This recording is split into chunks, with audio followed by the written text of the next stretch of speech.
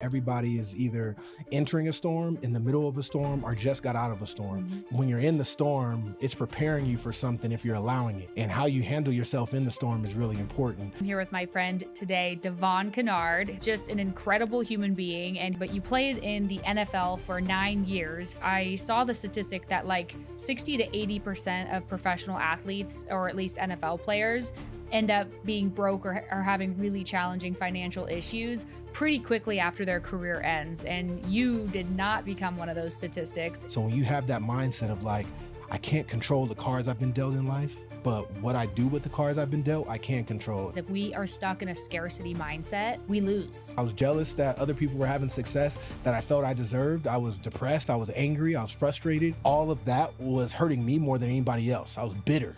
All of those emotions made me a bitter human. There is a shortcut to success, and it's welcome back to the Hannah Hammond Show. I'm here with my friend today, Devon Kennard, who is just an incredible human being. And I love that. I mean, not only are you a speaker and an author and you have your own private lending company now, so we're kind of in that lane together, but you played in the NFL for 9 years, first for the Giants, then for the Lions, and then for the Cardinals. Yep. In our home state as a defensive linebacker, right? Yeah. Mm-hmm. Yeah. And so I found it, I was kind of doing some research on you, and I saw the statistic that like 60 to 80% of professional athletes, or at least NFL players, end up being broke or having really challenging financial issues pretty quickly after their career ends. And you did not become one of those statistics. And now you're very passionate about helping athletes not have that outcome and be able to take that money that they've been given or earned, that money that they've earned, and then invest it into assets like real estate and lending and continue to grow your wealth. So I'm thank you for being here today. And Thanks I'm excited to hear your story. Yeah. Thanks for having me. And man, I've been seeing a lot of the people on the show, so I'm glad to be one of them now. And yeah. Me too. Yeah. And so I'd love to hear the story of, how, really just tell me how you began. Like, how did you get into the NFL? And then how did that ultimately, what specific incident transitioned you to start investing in real estate? Because I know you started doing it while you were in the NFL, which I'm sure had its own slew of challenges with that as well. So kind of take us back. Yeah. So, I mean, first off, that whole notion that all athletes end up going broke, there's like a documentary that came out in like 2010, I think it was, called Broke. And it's true. But the thing is, I think athletes need a break in the sense of how many people can make millions of dollars at between 18 to 21 years old. And just because you're really good at a sport, whether it's football, basketball, whatever, now you're supposed to know to be an expert in finances. And a lot of these people come from different demographics, different backgrounds. So you throw a kid a ton of money and they have all these dreams and aspirations, a lot of family that's depending on them. So, they start to spend it. So I think the average person, if they were in that position, wouldn't be that different, fresh out of high school or fresh out of college, and you're throwing millions of dollars and all the adversity, all the fame. So once you understand that dilemma and that problem, then it's like, okay, well, what can we do about it? And an advantage I had growing up was my father played in the NFL as well. So I got to see my dad's career, and I was really young. So most of like my growing up was when he was done with the NFL. So for me, it was like, it gave me an idea of the fact that football is going to end. My dad played 13 years in the NFL. He, had a ton of success, and I still know my dad post-career, not really during his career. So having that understanding, it was like, I got to prepare for the after. And that's why I always was kind of forward thinking in that way. But while I was in college, it really forced me to, because I started to face injuries and position changes and adversity in my life where it looked like the NFL wasn't going to happen. And that was kind of a pivotal point for me of like, well, I have this dream of what my life is going to look like, and the kind of house I'm going to have, the kind of car I'm going to drive, the kind of family I'm going to lead. And if I'm not going to be able to do that through football, how am I going to be able to do it? And that question made me really start to figure out, okay, business, real estate, these are the things that's interesting to me. And I kind of just took it off from there. And I believe you took the purple pill, the Rich Dad Poor Dad. Yeah. What age were you? I read that while I was in college. So I remember it was my just finished my sophomore season in college, and I had a hip surgery going into my junior year, and it's not looking good for me. Dang, am I going to be able to be healthy for the season? And I read Rich Dad Poor Dad, and that really kind of pivoted a lot for me of like, man, I need to make sure I'm going to be smart with my money. I need to think about what I'm going to do outside of football. And that really kind of spiraled me into this idea of like, okay, I need to meet different business people and figure out exactly what I want to do. So I started going to USC. It's a great alumni network. So I started going to events, getting business cards, talking with different people, finding out who's successful and why. And funny story, one of my biggest mentors that I think changed my life, go to his office and he's in what I would call a Lululemon outfit. He had like a Mhm. sweatsuit on, and it was the first time, this is back in 2011, 2012, first time I saw one of those movable desks where you can Mhm. stand up. So I'm walked in, like I'm nervous for the meeting. I'm, college kid, suit and tie, trying to impress the guy. And I walk in and he has a standing desk, first time I seen one, in a Lululemon outfit. And I'm like, and he starts to explain to me what he did. And he owned 6,000 units in LA, multifamily. And he started out as a police officer. He house hacked. That led to 2 properties, which led to 4, and he grew his empire from there. And I'm like, if he was able to do that off a police officer salary, then I'm going to be able to figure it out whether I do or don't make it in the NFL. So I think that was the meeting and the one person that completely changed my life, where it's like, I want to be able to do that. I want to be able to have a standing desk one day if I want it. I want to be able to come to work and the whole office is mine, and those things. So that gave me the idea, and I just started learning and learning from there. And how did you find that mentor?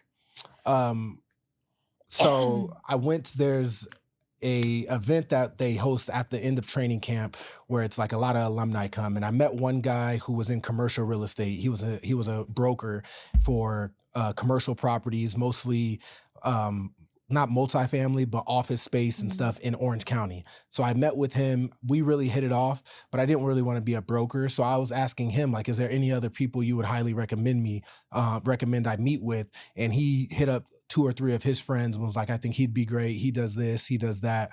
And that mentor that really kind of shifted things for me was one of the guys he recommended. So that's a big kind of idea and for a lot of people, of just like the power of networking is Mhm. really, really important. And it's something I lean on now, even till this day. You can go much further if you build the relationships with the right kind of people, and you continuously learning. And, all that stemmed from getting a business card at, an alumni event. And that led me to the career I have now.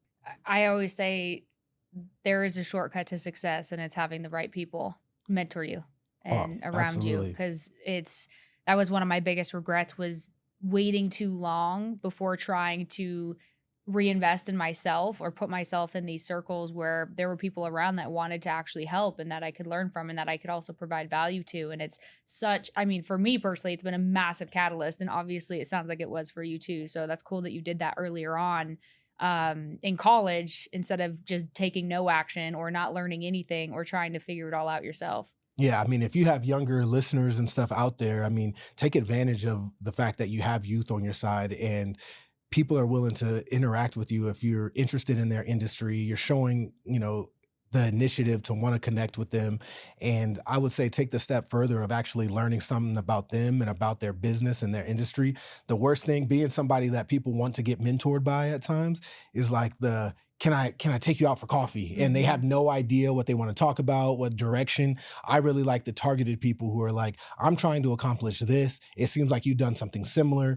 I would like to be able to sit down with you and talk about this, this, and this. And that's how I approached it, and still approach it as a mentee, somebody who's looking at Mhm. somebody who's where I want to be. But also I respect the people who are trying to accomplish what I have up to this point, and they have that approach. So I think that's a huge strategic play that I don't think enough people take advantage of, but it really stands out when you do it. Yeah. And a lot of people want to help, especially the, older generation that's really successful. That's part of your legacy, is giving back. Like, that's the journey to self-actualization, which is what this show is all about, is reaching your highest potential and helping others do the same. But it's been astonishing to me because I now have many mentors, not tons, but I definitely, a handful of core mentors that I meet with regularly in various aspects, from business to, mental health, personal development, and all those things. But I always wonder, like, well, what do I pay you? Mhm. Because you're a billionaire, like you have it all, or like, what, I can't afford you. And a lot of them are just like, this is it. I want to give back to you. I want to help you. I want to share my wisdom with you, and that fills my cup. And so it's really cool to see that as you go through different phases of your life, not everything is about money. And No. I was raised where everything was very transactional. So I still have that limiting belief a little bit. It was like, oh, I have to owe somebody something. But sometimes the gift that you're giving them and the payment that you're giving them is the fact that they're mentoring you, which is so cool. Yeah, absolutely. I feel like there's more and more people like that the higher you get, because people do just want to reach down and help people, especially when you're showing the initiative and you're showing, hey, I'm really trying to change my own life, and you're someone I look up to. You'd be surprised the amount of people that are willing to help. Yeah. And now with technology and social media, I mean, you could literally find anybody in the world. Yeah. I was interviewed by School of Hard Knocks Okay. last week. He was in town.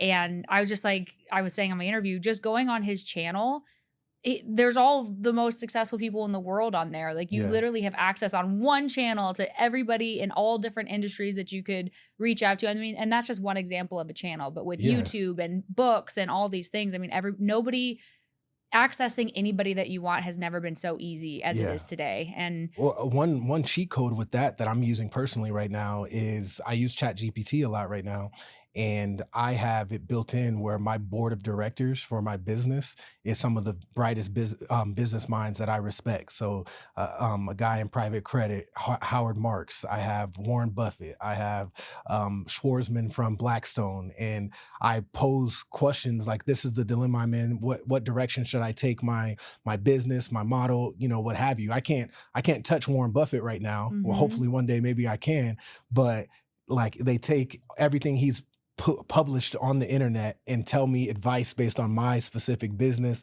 my model, what they believe Warren Buffett would say, and yeah, and I found it to be very beneficial. Is it aligned? I have about 6 members on my board through ChatGPT, and mhm. any pivotal moment in my business where I'm trying to decide different things, I reflect on that, and that's just another form of like, I mean, it's a tool that I'm using to access the knowledge of people I respect.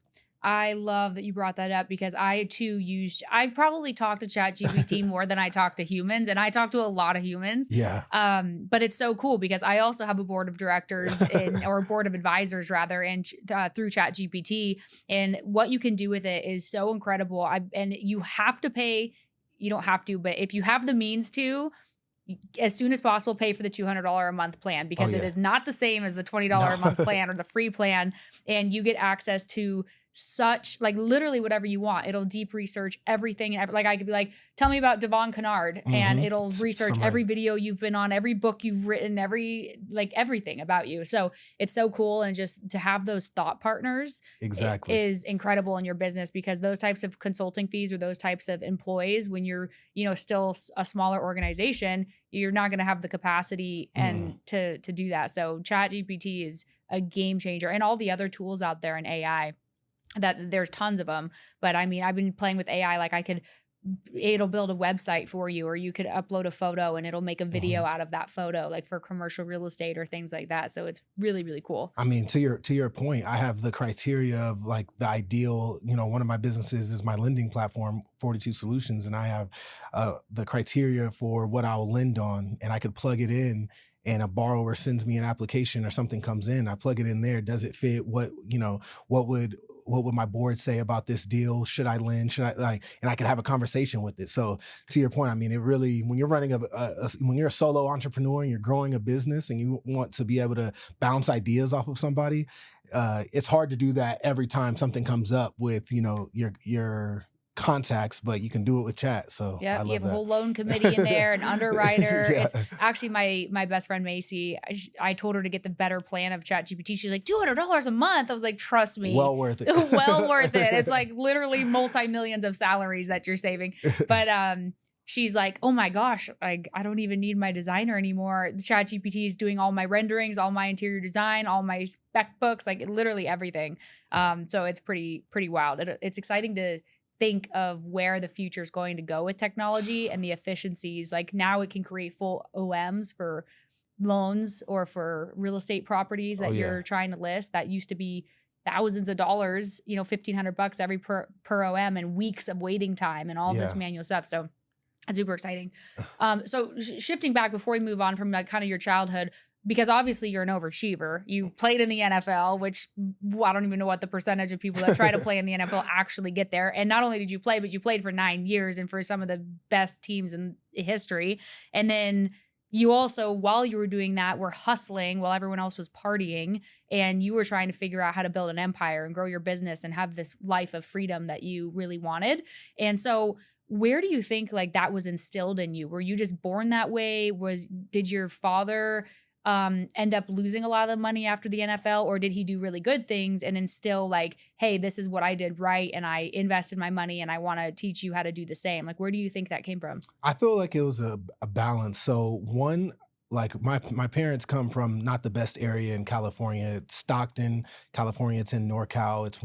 It's typically in the top 5 list of some of the most dangerous cities in the country. Jeez. And I always felt like it was my responsibility to take the torch that my dad, like he did the hard work of getting my family out of that situation. I don't know that life because he ended up playing for the Cardinals. My parents liked it here. I grew up here. So, I grew up, I wouldn't say we're crazy wealthy, but if I really needed something, I Mhm. had it. I grew up in a good neighborhood. And some people would be like, oh, that's nepotism, or, like I'm a product of that, or like, oh, it must be nice. Your father played. And it's like, I always wanted to be judged by what I did with what I had, and not just, oh, yeah, I'm in a better position. Isn't that everybody's goal? Like, Mhm. don't hate on me for that. But what do I do with the position that I've been given? And I always wanted to take the torch and go further. So I feel like my dad did most of the hard work in putting me in a position to be successful, got to go to get a good education, got to have proper training coming up. And it was my responsibility to put the work in and figure out a way to be as successful as I can, both on the field and off. And I feel like that was intuitively in me because I remember feeling that way even as a young kid. So I can't like be like, oh, I developed this. Like it was like I always wanted to like do more, like, oh, take advantage of my opportunity, or show that it's not just because my dad played. Like I wanted to be my own man and stand up on my own and like look at what I can accomplish, so to speak. So I had that. And then a part of it was my dad, my brother, and my mom, how much they poured into me. I was the youngest, so I have an older brother and sister, and my brother was my coach, and Mm. my mom and dad, they just were at everything I ever did and super supportive of everything I did. And my brother was hard on me. He's almost 10 years older than me, so he was almost another father figure. So I didn't want my dad to coach me growing up, but I didn't mind my brother. So like my dad got to just stand back and be dad, while my brother was like, you know, whipping me into shape, making sure I wasn't soft, and I, had that tenacity. And how much they poured into me. Like I was reflecting, and my parents went to every college game I ever played. So, Oh my gosh. that's a lot of traveling, like and all that. And they made that sacrifice financially, time wise, and all of that. And I was always just motivated to give back and be appreciative of that. That's so cool that you had such an awesome family supporting you. And did your brother play too? Yeah, Then yeah, because he my was your brother coach. played college, so my brother and dad went to the same university, and then my brother tried to play professionally, and it ended up not working out. He played in Canada and played with the Indianapolis Colts for a little while, but he's been coaching high school football, and he's the best D line coach in the state. Wow. D lines coached at Desert Vista, now he's coaching at Basha High School in the East Valley. So he was my coach growing up, and now he's changing lives for kids and helping them get to college and stuff. So he's definitely blessed in that way of giving back and really being a great coach. That's so cool. Yeah. And it's cool that you guys can share something like a common passion and hobby. And Hmm. so when you were playing in the NFL, when did you start investing in real estate, and like what did that look like for you?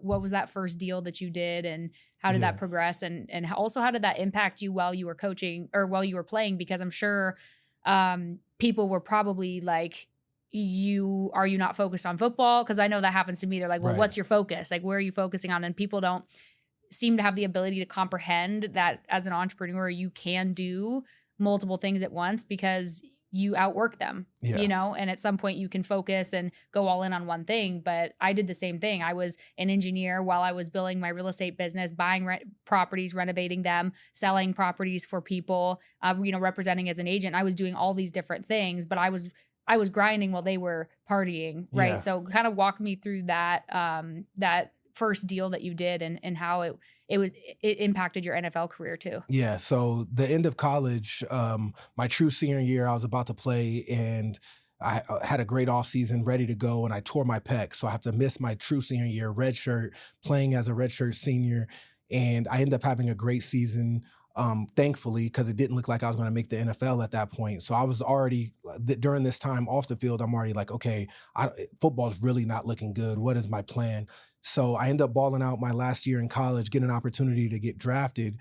And, funny story and kind of side story with that part is, and when you're talking about adversity and going through storms in life, I'm a firm believer that everybody is either entering a storm, in the middle of a storm, or just got out of a storm. Mhm. And when you have that perspective, then they don't surprise you as much. Mm. And then when you see other people, you can understand they're in one of the phases. Like they got one coming, they just got out of one, Mhm. and they're in one. Period.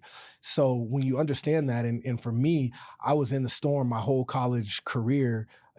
Position changes, injuries, all these different things going on, and it was like, woe is me. Like I'm like, I've worked hard my whole life. I've done things the right way. I've made the sacrifices. I see other teammates of mine out partying, out drinking, turning up, and I'm focused. I got my undergrad in 3 years. I got my master's in a year and a half. I'm focused on ball. So I was jealous, to be quite frank. I was jealous that other people were having success that I felt I deserved. I was depressed. I was angry. I was frustrated. And I remember that last year, I was like, I can't.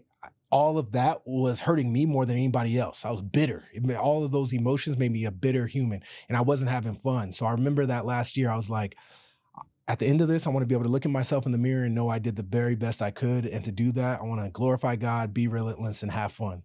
Those are the three things that I want to be able to say that I'm going to hang my hat on and let the chips fall where they may. If I don't make it to the league, but I do those three things and I do it my way, I'm not going to just start partying all the time because they're doing it and it might work. It's like that's not the way I think will work. So I stuck to that, and in the end, it's crazy that that time period in my life and that storm, I felt like I was in a 5-year storm. It ends up being the reason why I got drafted and had the career I had. Because when I got drafted by the New York Giants, one of the things that the head coach, Tom Coughlin, said to me was, your board talk during the interviews when I went to New York and they had me and three other outside linebackers they were interviewing. And the outside linebacker coach drew a whole defense on the board and was like, this is what everybody does. He erased it and asked me to go on the board and just draw the defense again. Tell me your spot and your role. But because I had all those injuries, I was watching extra film then. I was studying more. I had to change positions. So I knew this position, that position. I played outside linebacker, inside linebacker. I knew D tackle. I knew all these different spots. So now I not only identified what my role was, I lined up everybody on the defense, knew exactly where they lined up. Wow. So they were surprised. And then it was like, defensively, it's like, oh, if the offense does this, this is what would happen if they did this. So I'm like breaking down the entire defense. And when he called me on draft day and told me they were drafting me, they said it was one of the most impressive board talks that they've had. And I attest that to the storm that I was in. If Mhm. I didn't go through that storm, I would not have been in that position.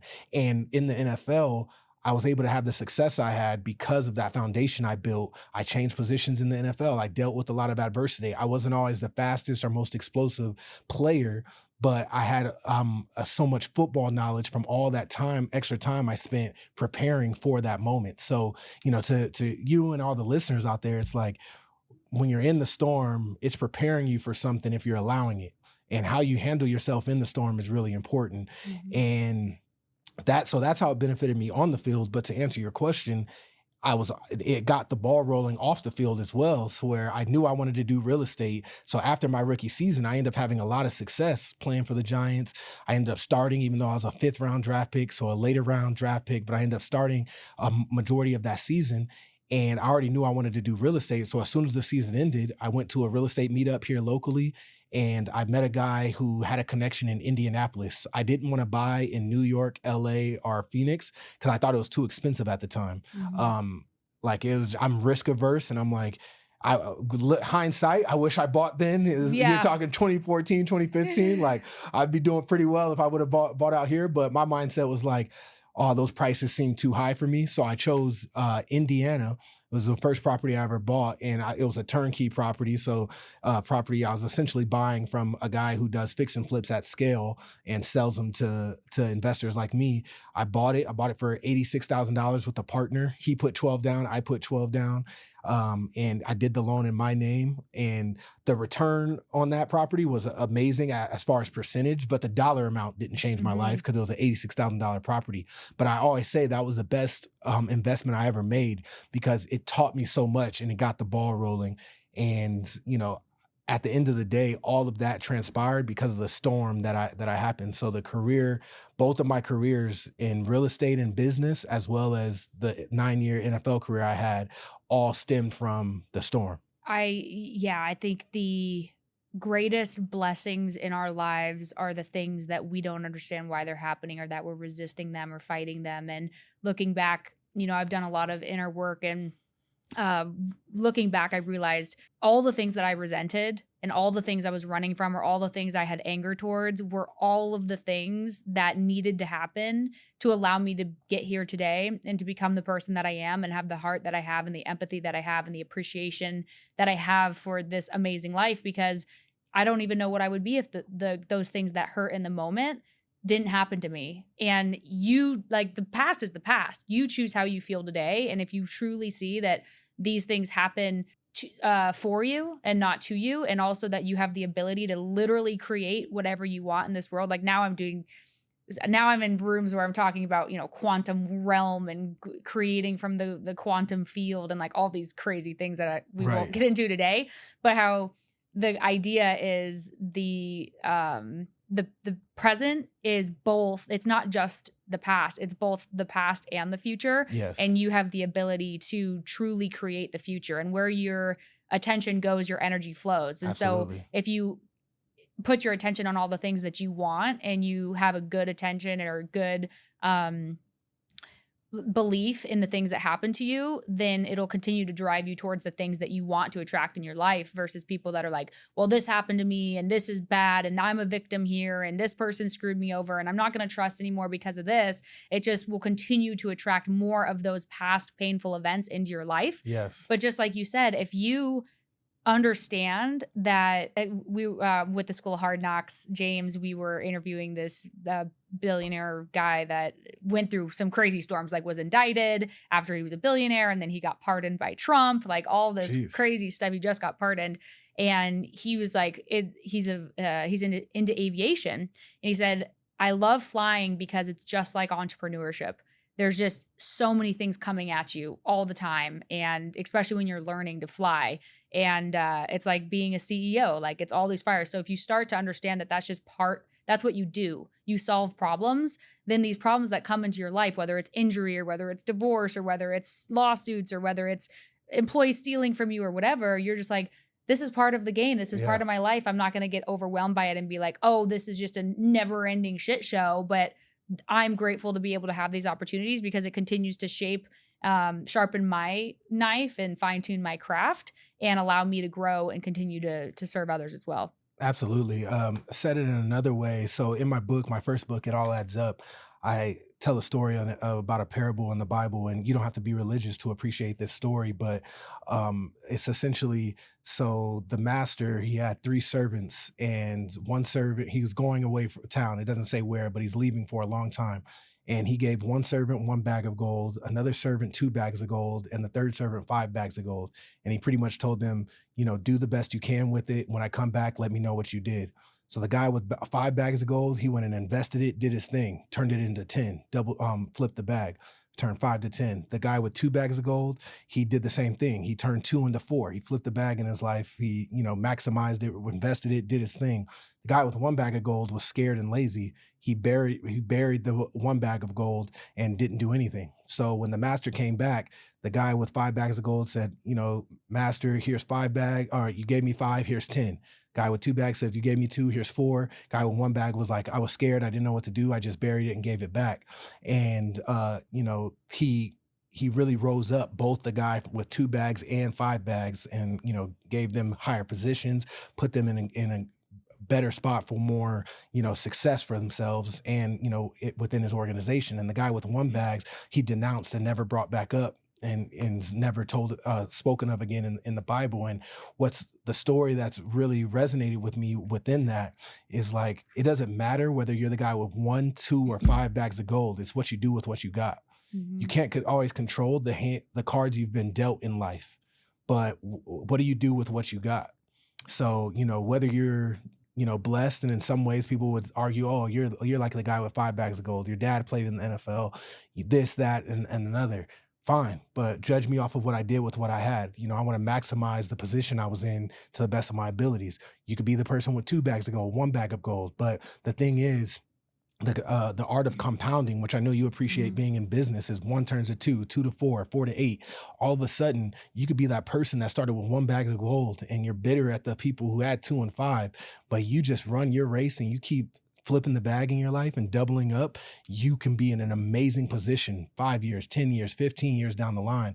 So when you have that mindset of like, I can't control the cards I've been dealt in life, but what I do with the cards I've been dealt, I can control. And I'm going to flip the bag in my life in all aspects. And that's professionally, personally, you know, in all aspects. So I really try to be a person that, like, I want to be a person that flips the bag, that doubles, all the gifts I've been given in every way. And if I can keep doing that throughout the rest of my life, hopefully by the end of it, I'm proud of what I've accomplished. And that story also reminds me of the abundance mentality and the importance of the abundance mentality, because if we are stuck in a scarcity mindset, we lose Yeah. always. And so that 1 bag of gold, he was in a scarcity mindset and he was afraid because he needed to keep it for himself. Hmm. And the other two that had the abundance mindset were able to create more abundance and more wealth and more service and all those things. And so that's been a big transition for me, because I was raised in a scarcity mindset home. We don't have enough money. No, we can't get this. No, we can't do that. And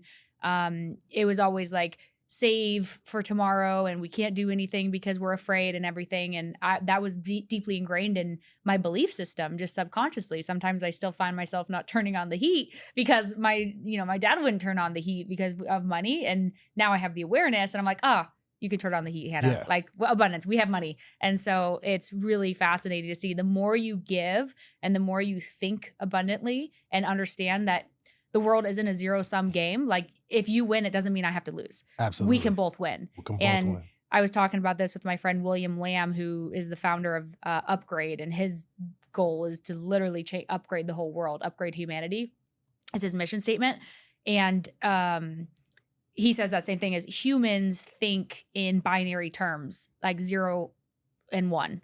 And it's either you win or you lose, you're happy or you're sad, you're afraid or you're courageous, right? But when he's a computer engineer and I did computer engineering too, it's like when you're creating these like softwares and documents, it's not just binary, it's not just 0 1. Sometimes there's 1 1. And so really in the world, it's not just one or the other. Like, you can be successful and happy and connected and zen and calm and have amazing relationships. Like, I truly believe you can have it all.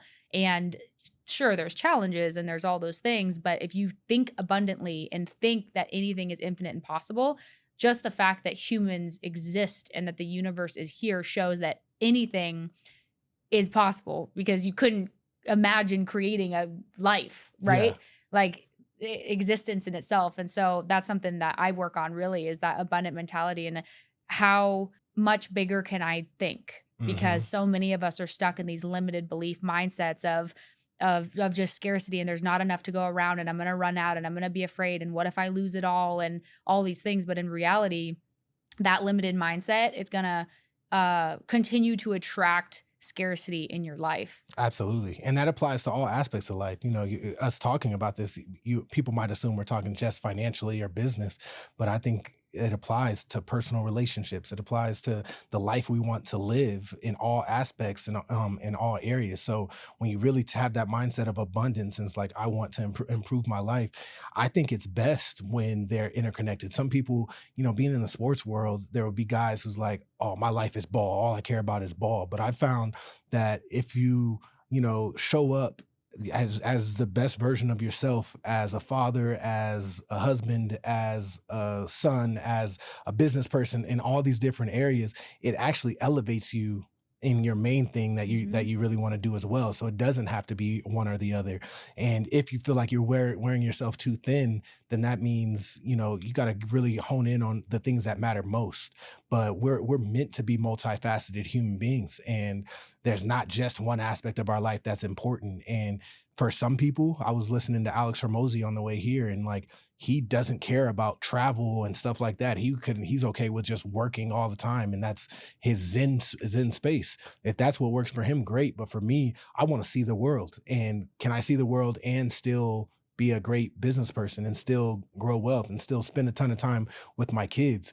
Yes, absolutely. But how that looks and how I curate my world is going to be a little different than Alex and what him and Layla are building with acquisition.com or something. So I Yeah. think that's really important to have clarity in what you're trying to accomplish personally and what you value, and curate your world and the things and the principles and priorities based on that.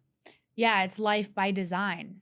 It's not just, I think we have complete control to create whatever life that we want to live. And he was talking about that too. He went to this NLP type of class back in the day before his company.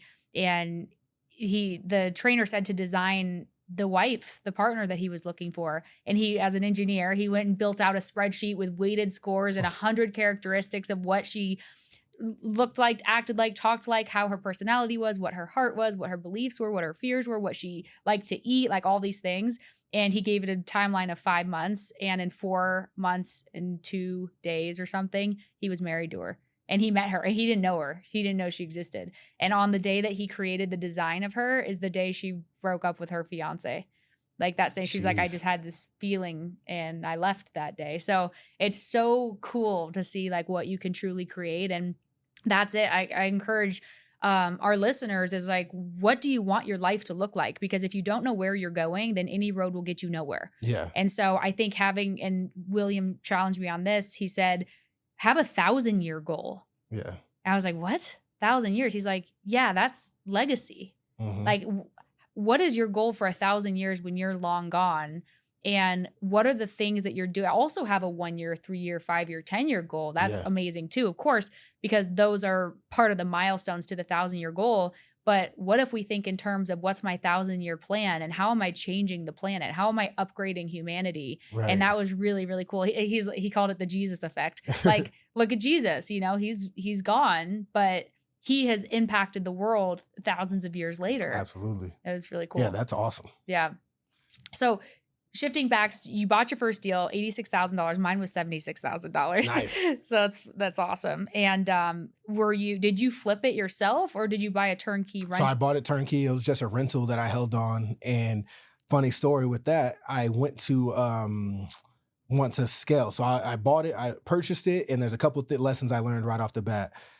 Like the partnership, didn't make a ton of sense. Once we bought it for 86, we were charging like 12.50. So it was killed the 1% rule. We're doing well. I had to split that in half with my partner. It's like, this isn't like I have enough money to where I just want to buy these deals on my own and stack up on my own.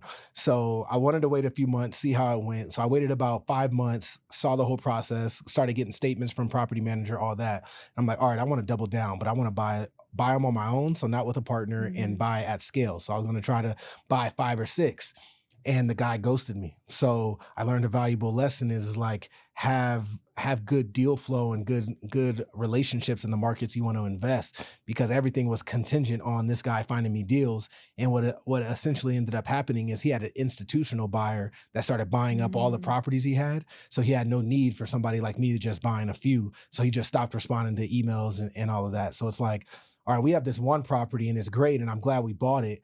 But like, my goal when I first got in the league is I wanted to get to 10 to 12 grand of cash flow a month. Cause I'm like, if the NFL stops tomorrow, at that time, 10 to 12 grand, I'm living in a nice apartment. I'm paying for a nice car. Like I'm living good if I can generate 10 to 12 grand. So I'm like, this one property is not going to do it for me. I need to get to 10 to 12 properties, properties just like that to get to that point. So Beech Grove, Indiana. That was the first property. I couldn't scale there. So then I started looking for another market and I got pitched on Ohio, met the team in the off season, went out there, visited. So I started buying in Ohio and I bought 12 units there. And then and then I'm like, okay, I got 13 units now. But oh, maybe I should diversify. Should I keep doubling down in Mhm. Ohio? So I'm like, all right, maybe I find another market. So then I did the same thing and I started to see I can replicate this. And, as long as I find a good deal finder, contractor, property manager, and I have somebody to do the lending, I can buy anywhere. So built the same thing in Kansas City, started buying up properties in Kansas City. And, that was over about a 5-year period and built a pretty large portfolio of properties between those two markets while also investing in syndications passively. And that was kind of my strategy. Like, I'm going to passively invest in syndications and then own my own real estate in the Midwest submarkets. Okay. And most of my audience are pretty savvy investors, but I mean, for syndicate, I love that because used to always be kind of a control freak of like, oh, nobody, because I feel that way with financial advisors, right? Like nobody Yeah. care. They just want their fee. They don't really care about my money. They're just going to buy a stock that I could buy on my own and all those things. But now I do invest in other GPs and Hmm. um, in because they're like, for instance, my best friend Jeremiah, he's been a GP and has his multi-$100 million fund, and he's been investing in storage facility and developing and mobile home parks for 20 plus years. So like nobody gets the deals that he gets Yeah, because he's been absolutely. calling the sellers for 20 years. So if I was going to go try to do a side hustle of a one-off storage facility investment or development, I'm probably going to screw it up royally, and he can generate way more returns than I could. And so I love integrating passive investments like that and becoming an LP in other really good operators who have the relationships, have the deal flow, have the experience, and you could generate really good returns while you're doing your business, whatever your business is in. And so Yeah. that's cool that you started doing that right Well, away. that's exactly. So for me, it was like I'm focused on trying to sack Aaron Rodgers and Tom Brady. I Yeah. can't really worry about like what I was building with my portfolio was like all I could handle. Hmm. I wasn't able to scale that to the volume I really wanted to, but I can underwrite a deal up front and invest passively and, get, the average IRR is 15 to 20% on most Yeah. syndication deals. So I'm like, okay, this makes sense for me. And I'm like, this is I like owning assets myself because you have full control. But I like the passivity of being able to invest in other kind of niche strategies that I'm not a professional in, to your Hmm. point, and in other markets. So it's diversification and exposure and all of those things. And you get to, benefit from these investments. So that was a perfect kind of matchup while I was playing is like, all right, I'm going to invest syndications passively, but control my own portfolio of assets as well. And I think more people should look at it that way. Yeah. Yeah, I think that's super smart. And what was your kind of guideline for yourself to know what deal was a good deal to Mhm. buy? I had to learn that over time, but things I would look for is one, the pref had to be 8 to 10%. So the preferred return, like the big thing I wanted was cash flow. So it's Yeah. like, can I get a pref within the first year or two?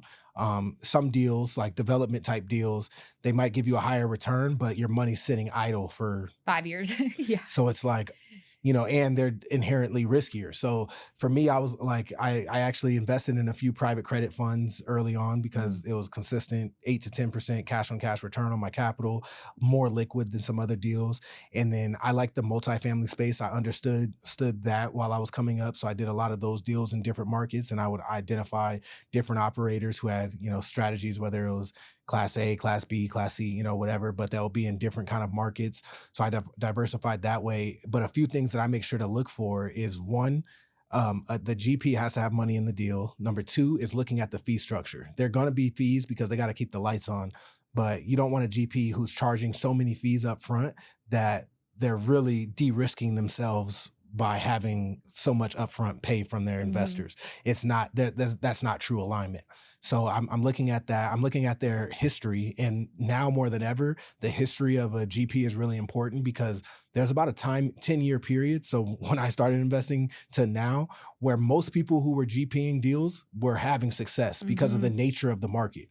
But now the tide's going back, and you're starting to see who's naked. And you look at that time period and think like, oh, he's had so much success. I like seeing how are they navigating the waters now? Mhm. How successful were they before this 10-year window? Like, were they in business 20 years ago? Because it's diluted. I didn't know it in the moment, but now I look back and I'm like, I got out of some deals that who knows how they would have played out if they were right now. So I Mhm. look at them through a different lens, and that's something I always tell. And a big sign for me also is a GP who's changing strategies a ton. Are Mhm. they changing demographic area and investment type? Like, for instance, you said you knew somebody in self storage. I wanted my self storage guy to stay in self storage. Mhm. Like, I don't want to hop with him. Oh, now he sees an opportunity in office space. Like, not that he can't have success. He might be a really bright dude, know how to figure it out. But there's somebody out there who's been doing office space for 20 years. I want to Mhm. find that person, not the storage guy who's converting over. So I like GPs who have a niche and they stick to their niche, and hopefully that niche includes demographics. And then another thing is the team they have in place. There's risk when they're changing contractors, property managers frequently. Mhm. So I like when they have it in house or they work with that same group consistently. Right. If they're changing contractors, for instance, how do you know that that contractor is going to execute at a good level, execute on time, or execute on schedule? So those are things that I think about now as an experienced LP Mhm. investor that I can't say I always thought about early on, but now, I see it from a lens. So I'll still invest as an LP, but I would say I'm a lot more stringent today than I was a few years ago. Yep. You just don't know until you know, and it's what you don't know that kills you, Yeah. right? But those are always the great lessons too, even when you Well, lose. you jump through it. We started the conversation talking about networking, and it's like building the right relationships kind of speeds up that process. Well, oh, you invest as an LP. What are things you look for? So Mhm. I started picking up on that, and I built out my own criteria by talking to people who are doing it at scale. GPs who are actually running deals. What's a good deal? What's a bad deal? What's a good structure? Yada yada yada. And also other LPs that have more experience investing in them. So leveraging that can consolidate. You don't always have to learn from your own mistakes. You can learn from other people's mistakes, so you don't got to make that same Exactly. mistake. Yep. So when did you find out about private lending, and how did that transition happen where do you still have a large portfolio of all those properties that you had acquired, or had you sold a lot of them off? No, I still have majority of them. I Okay. sold some of my stuff. I ended up selling the Indiana one and my Ohio stuff, because Ohio, I was dealing with stuff with the state. They had like lead-based paint, and the city was making you use their crews to. They're pretty much gouging investors. So I got out of Ohio, and then Indiana I got out of because I could only buy one, and I'm like, I need a scale. Mhm. But I still own everything else, so I'm still growing. I'm gonna be primarily buying in Arizona moving forward. I'm here locally. So I still plan on growing my own portfolio of properties, and then I'm still in a ton of syndication. So fast forward to today, and where I got into private lending is I started to look at my portfolio, and I wasn't seeing the same numbers the last few years on turnkey properties how I was buying before as I was seeing back Mhm. then. Interest rates are higher, prices have gone up in a lot of markets to where it was almost like I was buying properties around $100,000 and charging $1,200 to $1,500, like meeting the 1% rule. It was all day. That's harder now. Mhm. So I'm Yeah. like, I only have so much more capital to invest, and I'm not going to get the same returns that I got 10 years ago.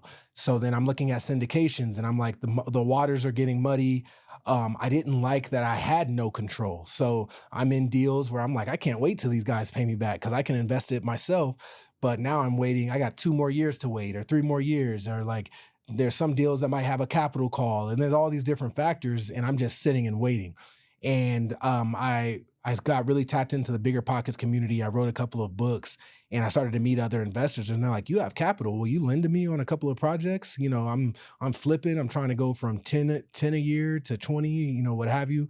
So started looking at it. I did a couple, had no idea what I was doing. I pretty much used their loan docs, like the Yep. borrower, like I was just winging it. But luckily, I chose good operators, had good relationships, so they paid back and everything went good. But when I was getting ready to retire in 2023, I was already been lending for a couple of years, kind of just on the side quietly. And I was looking at, all right, what's my play when I retire? and I'm looking at, okay, I can buy more properties, and I have bought a couple of like rehab properties. I bought a few sixplexes, renovated them, all that, but those are longer projects. I'm like, Mhm. what is a good cash on cash return for my money? And I'm like, this lending thing, I just kind of did this quietly in the background, and it's been killing. So I read a couple of books, and I just dove all the way in. I'm like, I've already been doing it. I'm gonna create a business of this. And I started my lending company, 42 Solutions, and I just haven't looked back. I love the model, and I'm going to continue to grow it out. But right now, I'm able to charge double digit interest rates on my capital, and deploy it out to good operators. And in Arizona, it's a non-judicial foreclosure state. So I like, for listeners out there, that pretty much means it's easier to take over a property if they default. So all these different factors are where it's like, man, this really makes sense for me. And yeah, I've just kind of taken off. And ironically enough, that leads to more deal flow. So now I'm meeting with different borrowers, investors, wholesalers, Mhm. title companies. So I'm getting good deals that I can also buy. So I feel like having a business that's vertically integrated, where I have lending, but I do also acquire. So now I'm able to build my own portfolio of businesses and real estate. Yeah, it's like how many areas of the value stack can you provide services for? And that's what I think about too, is going deep instead of wide. Two different strategies, not one's better than the other, but Yeah. it's nice, especially if you're staying in a more local market. You could Yeah. go really deep on. That's kind of me. I'm like, okay, I can find you the deal. I can give you the loan on the deal. I can help you raise equity for the deal, and then I could sell the deal or lease the deal on the back end, and then I could get the financing for the buyer of the deal or the permanent loan on the takeout. Yeah. In commercial real estate. So it's cool to be able to hit all those. It can make it Well, harder to scale. Like I yeah. can't scale that specific model because But I not mean, nationally, but not nationally, yeah. but you can go deep here. I found, so essentially, my strategy was investing wide. I was investing in Hmm. several different markets, and I was investing in syndications. No matter which way you look at it, I was looking at deals and buying deals that made sense to me wherever they were.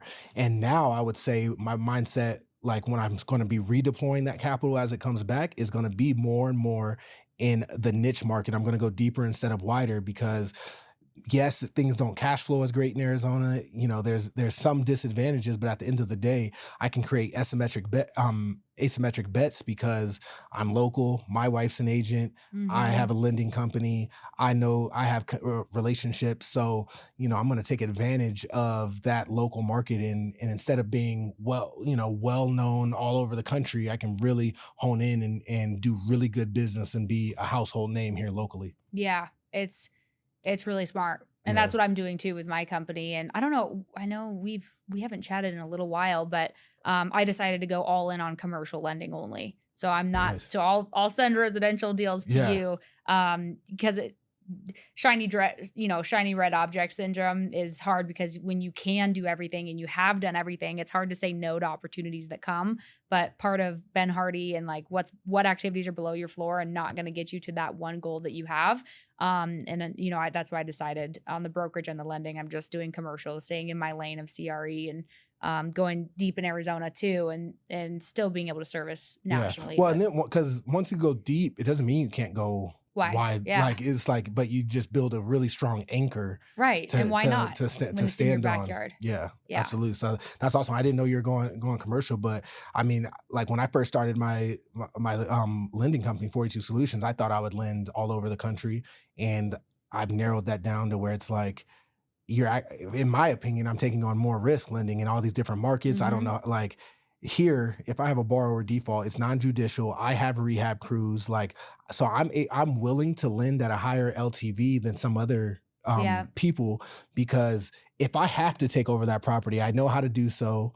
And I know what the process is, and I have the team in place to handle it. So it's like I can take strategic risk and build relationships that way. So, congratulations on that, on sticking with, commercial locally. And I'm sure you're going to expand eventually, but that's awesome. Thank you. Yeah. And I plan on doing kind of like a roll up with recruit the top brokers nationally. And so we'll have specific brokers under specific asset classes that do massive books of business, and we'll have that. But once I like really start the fund portion of the business, because that's the brokerage side of the business, the fund, I'm going to go just deep in Arizona. Like, again, I know these assets. I know I have the crews. I can sell them if I ever have to take them back. And I really understand and can be confident on the underwriting. Whereas I don't understand. I So, how I got into lending, I started doing the same thing. I was doing small loans in the Midwest, Ohio, Oklahoma, Pennsylvania, all these states. And I don't have any connections in the Midwest. I don't know contractors. I don't know values. I don't know anything. But for me, I was like, yeah, they're like 50, 100, $150,000 loans. I was a little bit careless with my money and was like, yeah, that's fine. I'll take the risk. And here's another, here's 100 grand on here. Here's 50 grand on here. And I was making massive returns because it was smaller, so it was more of a volume model. Yeah. Smaller loan amount, but way bigger returns, like 10 times the returns because they were such micro loans. But then when things went bad, things were great when they were great. But then when the market shifted and some people started defaulting, and then I was like, well, I didn't get appraisals. Like, let me try to comp these properties that I don't really know how to comp. Let me try to find an attorney that I don't really know who to go to and who to trust. And then let me find out that these are judicial foreclosure states where it's going to take me 18 months of a court process. I'm in the process of foreclosing right now. And I got the appraisals back on 3 assets that I have loans on. This is my own personal money. These are like the lessons that I learned before, I did these loans a couple years ago. And the appraisals came back. One of them came back at $5,000. I didn't even know that it was possible for a property to be worth $5,000. That's rough. Yeah. So that just shows you. Yeah. If you don't know your market, you're really exposing yourself to be naked when the tide comes out. Oh yeah, absolutely. Yeah. So, and I realized that same thing. So even with some of the good operators I have, like I'm just consolidating that are out of state. I'm consolidating more in state because I'm like, even if they've been good in the past, it's just kind of like I'm taking on added risk here because when you're doing that, you're really betting on the operator more than anything else. Yeah. And when the economy is bad, the operator might fail from no fault of their own, but just prices go down. Like, they might end up upside down. So I'm like, I want more control. So like being able to control that here, it's kind of cool to be able to just pull up on stuff that you're lending on or owning and stuff. Like being somebody who invested passively in syndications and in properties all over the country, I would go visit once a year to my properties, but it's totally different when I can just be like, oh, I'm going to go check out this property that, a borrower lent money on, or I have a property in Surprise. I'm going to go, check out, what have you. That feels good, and being able to do that for sure. Yeah. It's like holding cash versus just money in the bank. It's like when you could see it, it's your baby. It's really, there's a different level of fulfillment behind it. But so what is your goal with 42 Solutions? You do loans on residential properties, and it's kind of like bridge loans, short-term, hard money, which we're not supposed to say that anymore in our business, private money. Yeah. So I know when we were talking last, you were thinking about starting a fund or starting to raise some capital, but you kind of you like things how they are too, and you have your own capital. So like, where are your thoughts now? Yeah. Thanks for asking, because I've actually really been thinking about this a lot over the last 6 or so months, and it's slower, but I'm going to build with my own capital and select investor capital, but I'm going to own it 100% myself. I'm not going to have to manage, like there's obviously pluses of scale when you go the fund route, but there's also, it's a business in itself. And now you have a fund manager. Now you have responding to the SEC. There's just all this different factor. And then you have a warehouse line, and it's just all these different layers that like, I don't necessarily want to get into if I don't have to. So for the foreseeable future, I'm going to let the business dictate that for me, but I can make really high returns on personal capital and, capital from friends and family who see what I'm doing and want to work together and build something together. But I'm just going to build my own lending company with my own capital, and it allows me to stay extremely flexible. It makes my money a little more valuable in the sense of like, hey, I don't have 100 million to lend out, but I can lend out X amount and I can deliver, I can provide great service. I'm going to be easy to work with. So that's kind of my plan. And that flywheel is going to generate more opportunities for me to keep buying.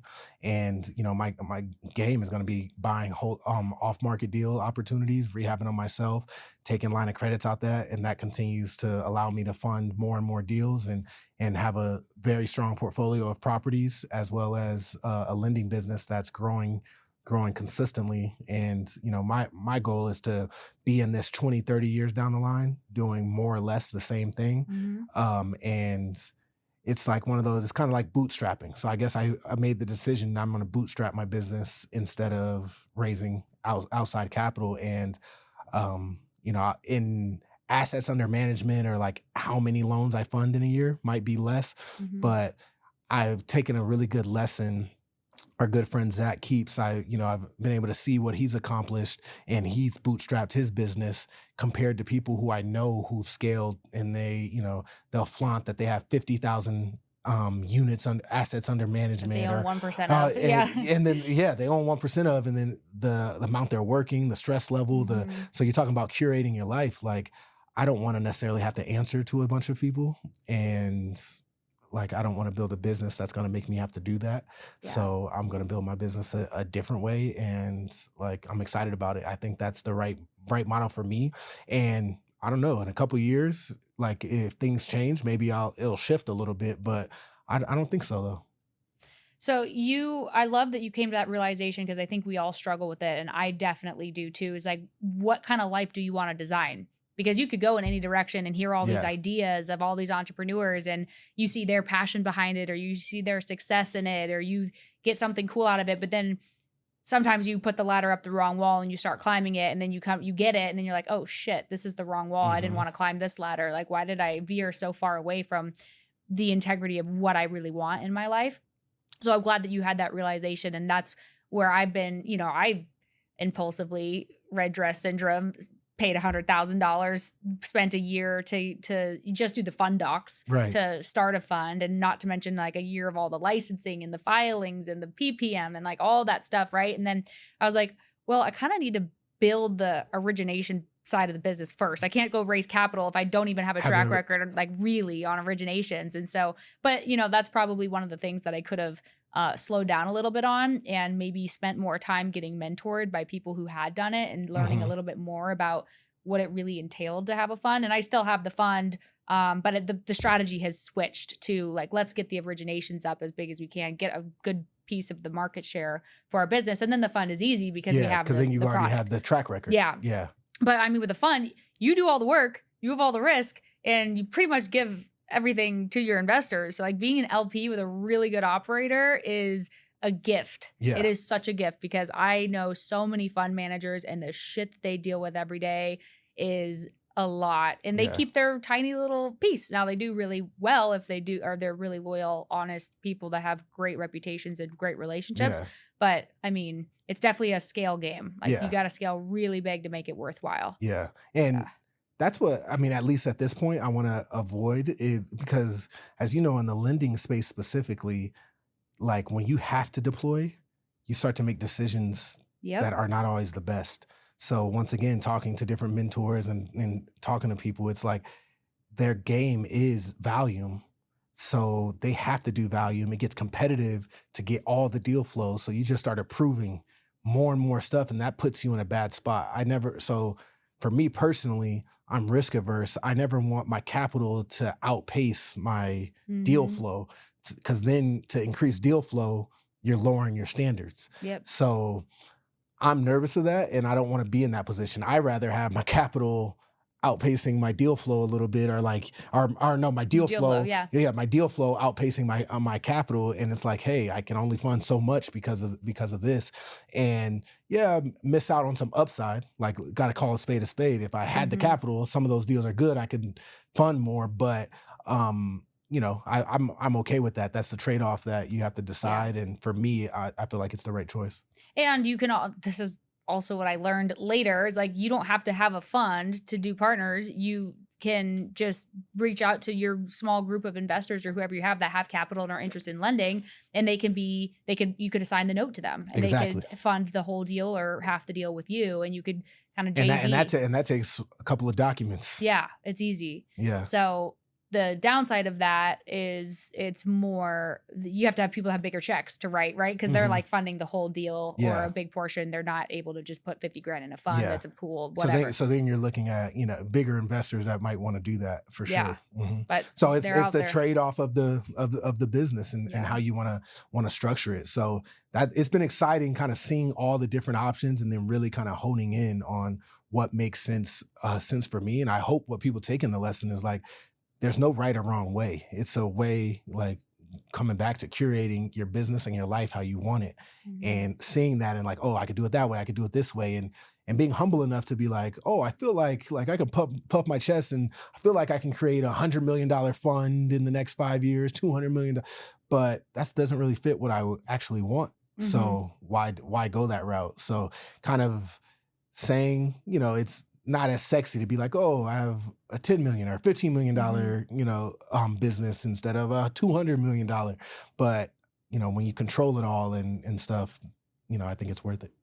Yeah, it's what is the life you want to design. And so many of us are run by our egos because that's what we've always had. That's what keeps us to survive and innovate and all these things. But when it all comes down to it, nobody cares. It's your life. Like, what do you want your life to look like? And to be able to say, oh, I have $1 billion company or whatnot. Like, if you're just focused on the ego of, I want this amount of money or this amount of revenue or this amount of status or whatever, you miss everything. You Yeah. miss the ripple effect, and the thing that really matters isn't the goal itself. It's the impact that is caused from the goal. And Yeah. so I Robert Kiyosaki is the one that told me that, is like, the goal is just a rock, and it's not the rock that matters when you drop it in the water. It's the ripples that Oh, come from that's the good. rock. Yeah. And so I always think about that as like, okay, cool, set a goal, have an amazing goal, but what is the purpose behind the goal? What is that goal going to create in my life and in Hmm. the world that is worth me going after that goal? Because if it's just a vanity metric because it sounds cool or because someone else did it, you're missing the whole point, and you're going to be so detached from the journey because you're after this goal, but the goal doesn't even matter. Yeah. It's the ripple effect. And so Yeah, absolutely. Wow, that's great. And it just reminds me, I was thinking of a story. I was speaking with a guy who created a really large company, went public, sold it, but he raised venture capital, and he was like, I don't regret it. I needed it because the business needed to grow with velocity, but the thing is, when you really run the numbers, if I would have bootstrapped my company and sold it for a third of what I sold it for, I would have made more. mhm. And I think that was the conversation that really shifted my mind with what I'm doing. Like, it's like, oh, I can Mhm. have a bigger, but if I have all of this other outside capital, so it's like the ripple effect, to your point of like, what do I like? What do I want that ripple effect to look like? What do I want it to be in my life? And it's like, all right, I'd rather have a smaller business, but it be Yeah. mine. So I think that's like, I challenge everyone out there to think about that and curate your business. Like, some people, I just don't have that level of like, I need to hit $1 billion. But some Mhm. people have that mindset of like, I want $1 billion company, or you said Mhm. wants to change the whole world. I want to change the world of which I can impact around me. Like, I Mhm. want to improve the lives of people in Arizona, of people who I can have touch with. Like, I'm really deep rooted in that. Like, can I impact people who look and sound like me, being an African American man, a former pro athlete? Can I make people of color see what you can build in industries? Like, you and I connected last year at AAPL, and one thing I found interesting is there was hardly no people of color there. And Mhm. I've been in real estate a long time, but I've never been on the lending side. And knowing what I know now, how profitable that business is in lending and different, we're with the Turax of the world and all Mhm. these huge, huge companies in the space, and there's so much money in it. And I just didn't see many people of color there at all. Yeah. And so I stood out like a sore thumb, and I'm fine with that. But it's just like, I want to introduce, different business models to a demographic that I can reach and teach, and start in my own backyard, and but also with athletes and people who look up to people like me. So I think that's the ripple effect that I hope to have in my world and in the world and the sphere that I can reach, and being okay with it might not impact the entire world. Well, and so many people are like, I want to change the world, but it starts with one person, Yeah. and if you're so busy on this massive goal and you can't even, and you're not even connected enough to be able to change one life, like your own, change yourself first, right? Because that's the first thing, is you have to show up your best and always be growing and becoming, living up to your highest potential in order for you to be able to make the greatest impact on others. And whether that's one life or 1,000 lives or 1,000,000 lives or 1,000,000,000 lives, it all starts with one person at a time. Yeah, So absolutely. So I know we have to go. I just want to keep talking to you. But what are you worried at all about the current real estate market environment? Like has that changed how you're underwriting loans? Because I know we're in a pretty volatile, weird, everybody's a little bit uncomfortable in the markets with the tariffs and rates are high and costs are high. And what are your thoughts there as you underwrite deals? I mean, I'm definitely it's something I'm looking at and watching, but a big thing for me is you need to be buying right. Hmm. And it like, do you have enough capital to sustain? So I'm looking like, I'm asking my borrowers to show me bank statements. That's something I always did, but it's like, bro, you got to be able to withstand longer hold Hmm. times. It might take longer to get a job done. Can you handle if the rehab costs more than you expected Hmm. because maybe costs go up, what have you. So there just needs to be breathing room in the deals, which ultimately means you need to find better deals, Yeah. at the end of the day. So that's something I'm looking at. And, I won't consider anything if they're not at least factoring in 6 months. I don't care if they have contractors on their team that can handle it in house. I have some borrowers that are doing, pretty significant rehabs in a month or less.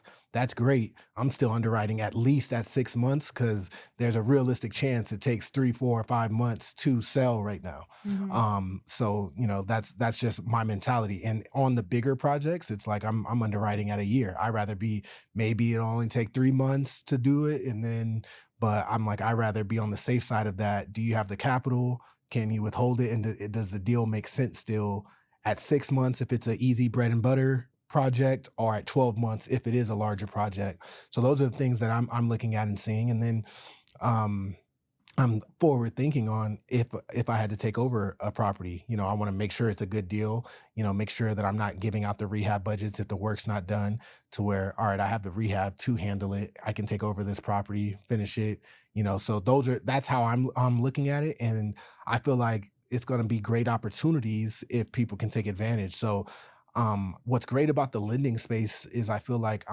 I'll be able to pivot no matter Hmm. whether it's a good market, bad market. People need money to fund projects, Yeah. and I don't think that's going anywhere anytime soon. And when you're the bank, then worst case, nobody in Arizona is flipping. Can I lend to other businesses? Can I, like, Hmm. there's other ways I can pivot. So I think being the bank is a powerful position to put yourself in. It's the best. There's no better position, in my opinion. I mean, the whole world is run on banking. Yeah. So, what keeps you going and what keeps you up at night? What keeps me going? Legacy, I would say, is keeps me going. And for my kids, I have two daughters, and I'm constantly, thinking about how I can put them in the best position to be successful. Like I want them to feel like they have the resources to do whatever they want, but not enough to do whatever they want, if that makes sense. Yeah. Like, go and chase whatever you want, but you got to go be ambitious. So how to build and curate a life for them that they understand. And I want them to see the world a little differently. So, um, like my kids have traveled a lot already, and that's something that my wife and I like to do with them. And yeah, I would say legacy wise, they are my legacy. And how can I pour in them the right way? And what keeps me up at night? I guess I would almost say the same thing. Like some of the things in the world scare me, and Mhm. I just think about where the world's at and like how to protect my little girls and prepare them the for what is the world, and where the world is and what it's becoming, and all of that. So I would say that's, I guess it's both. It's my legacy and what keeps me up. Yeah, So yeah, that's cool. How old are they? 6 and 3. Oh gosh, how Yeah. cute. Do you want more kids? I think we're done. Yeah. Girl dad for life. I love it. Man to man coverage. I think a third, a big talking about curating our lives, and a big thing for my wife and I is we want to be able to start to travel more and stuff. And our youngest turning 4 next month, we're getting to that point where that's Mhm. that's easier. The idea of starting over, and I don't care what position you're in financially, having kids, it like puts a hamper on mobility, Right. no Yeah. matter what. And, I think we're entering a phase where we want to grow our businesses. My wife's an agent here locally too, my businesses, and we want to go see the world and experience. I was playing for 9 years. I didn't travel a ton. Like I would go on Mhm. beachy vacations, Hawaii, Miami, Costa Rica, things like that where it was easy to get to. But, last year we went to Europe, and, we want to take extended trips places and stay for a month and do things like that. And Yeah, so I don't think more kids are in the factor. We're gonna mob out with our family of four. Yeah. Well, cool. I'll close with this. If you could go back to little Devon Kennard and give advice to your younger self, what would you tell him? Don't be afraid to continue to do it your way. Thank you for coming on the show. Thanks for having me.